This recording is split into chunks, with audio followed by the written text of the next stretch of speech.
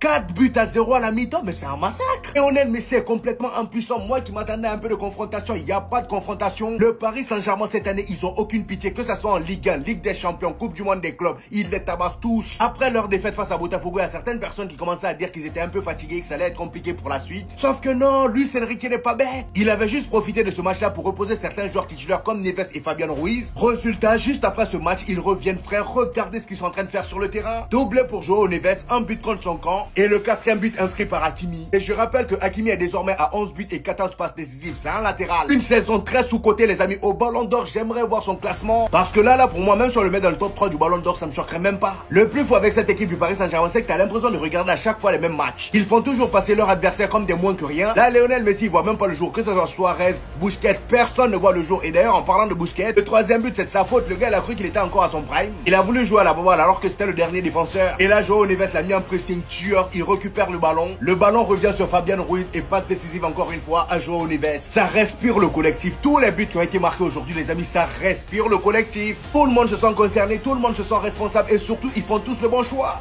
Ça vous fait plaisir.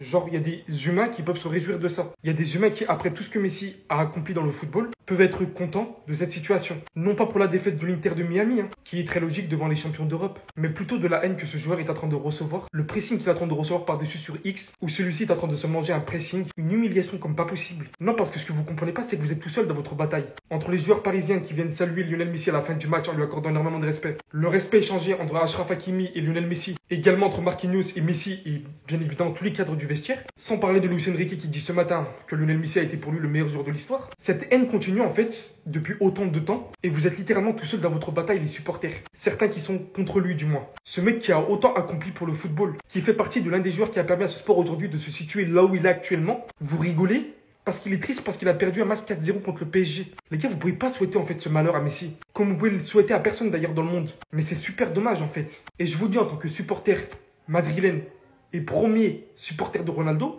qu'il ne mérite pas ça. Respectez un petit peu.